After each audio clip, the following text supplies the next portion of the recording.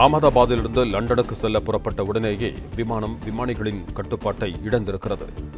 கட்டுப்பாட்டை இழந்ததும் அபாயத்தை தெரிவிக்க கட்டுப்பாட்டு அறையை விமானி தொடர்பு கொண்டிருக்கிறார். நிலைமை விபரீதமானதை தொடர்ந்து 1:38 மணிக்கு மேடே எனப்படும் அபாயத்தை தெரிவிக்கும் சிக்னலை விமானி அனுப்பியிருக்கிறார். அகமதாபாத் விமான நிலையத்திலிருந்து பதில் வருவதற்கு முன்னரே ஏர் இண்டியா விமானம் கீழே விழுந்து வெடித்திருக்கிறது. போயிங் 787 ட்ரீம் லைனர் விமானம் லண்டன் செல்ல வேண்டியது என்பதால் எரிபொருள் முழுமையாக நிரப்பப்பட்டிருந்தது. முழு அளவில் எரிபொருள் இருந்த காரணத்தால் தான் கீழே விழுந்ததும் பயங்கரமாக விமானம் வெடித்து சிதறியிருப்பதாக தகவல் வெளியாகி இருக்கிறது. கூடுதல் விவரங்களோடு இணைகிறார் எமது செய்தியாளர் பாண்டியராஜன். நீங்கள் தொடரலாம். அகமதாபாத்தில் இருந்து லண்டனுக்கு செல்ல புறப்பட்ட உடனேயே விமானங்களுடைய கட்டுப்பாட்டை இழந்திருப்பதாக ஒரு தகவல் கிடைத்திருக்கிறது. குறிப்பாக மதியம் 1:38 மணிக்கு மேடே எனப்படும் அபாயத்தை தெரிவிக்கும் சிக்னலை விமானி அனுப்பியிருப்பதாகவும் ஒரு தகவல் கிடைத்திருக்கிறது.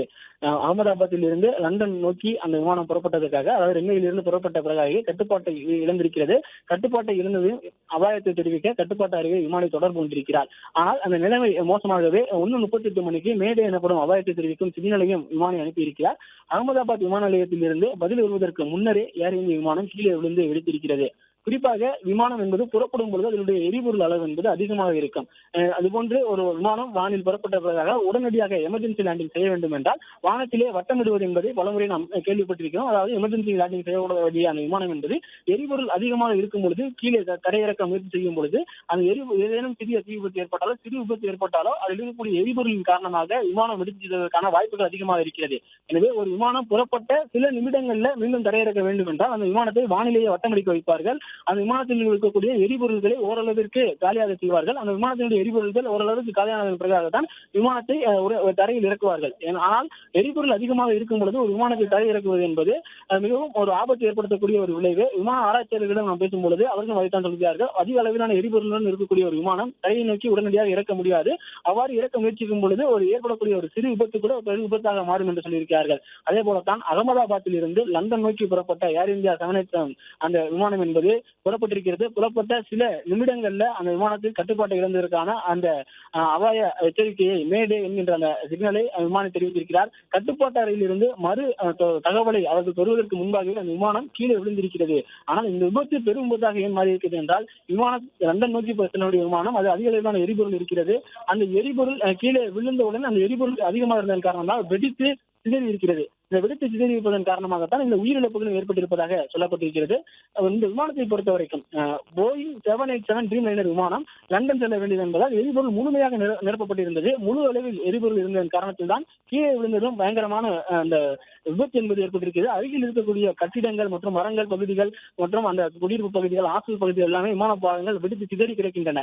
குறிப்பாக ஒரு விமானம் புறப்படும் பொழுது, அதாவது ரன்வேயில் இருந்து புறப்படும் பொழுது அதில் அதிக அளவிலான எரிபொருள்கள் நிரப்பப்பட்டிருக்கும். அது லேண்டிங் ஆகும் பொழுது அதில் தேவையான அளவே எரிபொருள் குறைந்திருக்கும். அந்த அதில் இருக்கக்கூடிய எரிபொருளுடைய அளவை பொறுத்து தான் விமானங்களும் இயக்கப்படும். ஆனால் அதிக அளவிலான எரிபொருள் முழுமையாக நிரப்பி வைக்கப்பட்டிருக்க ஒரு விமானத்தை தரையில் இறக்குவது என்பது மிகவும் சவாலானது என சொல்லியிருக்கிறார்கள். இதற்கு முன்பாக விமானங்கள் புறப்பட்டதன் பிறகாக அவற்றை எமர்ஜென்சி லேண்டிங் செய்ய வேண்டும் என்றால் அதில் இருக்கக்கூடிய எரிபொருள்களை ஓரளவிற்கு காலி செய்வதற்காக வானத்திலேயே சில நிமிடங்கள் வட்டமடிப்பார்கள்.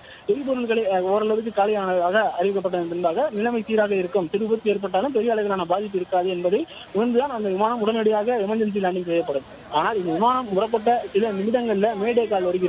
விமானிகளினுடைய கட்டுப்பாட்டை விட்டு அந்த விமானம் இருக்கிறது என்கிற ஒரு தகவல் மட்டும் கட்டுப்பாட்டு அறையில் கிடைத்திருக்கிறது. ஆனால் கட்டுப்பாட்டு அறையில் இருந்து விமானிகளை தொடர்பு கொள்ள முடியவில்லை. அந்த சூழலில் தான் உடனடியாக அந்த விமானம் அந்த மேகானி நகர் பகுதியில் இருக்கக்கூடிய பிஜே மருத்துவக் கல்லூரி பகுதிகளில் இருக்கக்கூடிய கட்டிடங்கள்ல அருகே சென்று வெடிக்கிறது. அதிக அளவிலான எரிபொருள் இருந்ததன் காரணமாக இந்த விபத்து பெரும் விபத்தாக மாறி இருக்கிறது. கிட்டத்தட்ட 110 பேர் உயிரிழந்திருப்பதாக சொல்லப்பட்டிருக்கிறது. 169 பேர் இந்தியர்கள் இதில் பயணம் செய்திருக்கிறார்கள். 53 பேர் பிரிட்டன் நாட்டை சேர்ந்தவர்கள் பயணம் செய்திருக்கிறார்கள். 7 பேர் போர்ச்சுகல் நாட்டை சேர்ந்தவர்கள் பயணம் செய்திருக்கிறார்கள். 11 சிறார்கள் மற்றும் 2 கைக்குழந்தைகள் இந்த விமானத்தில் பயணம் செய்திருப்பதாகவும் ஒரு தகவல் கிடைத்திருக்கிறது. இந்த விமானத்தை பொறுத்த வரைக்கும் 242 பேர் பயணம் செய்திருக்கிறார்கள். அது 110 பேர் உயிரிழந்திருப்பதாக ஒரு தகவல் கிடைத்திருக்கிறது.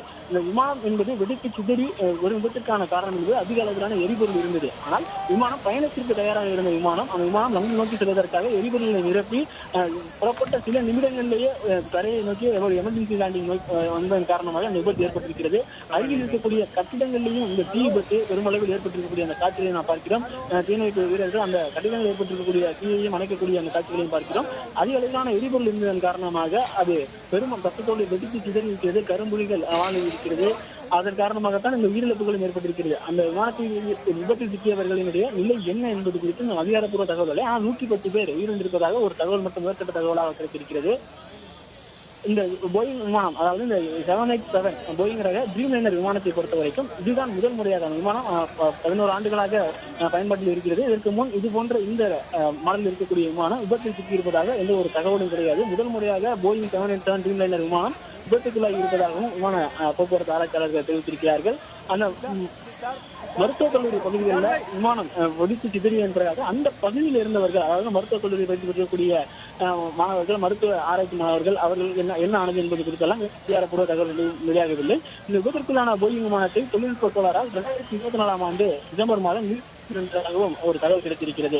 ஏர் இந்தியா நிறுவனத்திற்கு சொந்தமான இந்த போயிங் விமானத்தினுடைய வயது 11 என சொல்லப்பட்டிருந்த நிலையில விமானத்திற்குள்ளான இந்த போயிங் விமானத்தை தொழில்நுட்ப கோளாறால் 2024 ஆண்டு நிறுத்தி வைத்திருந்ததாகவும், டிசம்பர் மாதம் வரைக்கும் நிறுத்தி வைத்திருந்ததாகவும் சொல்லப்பட்டிருக்கிறது.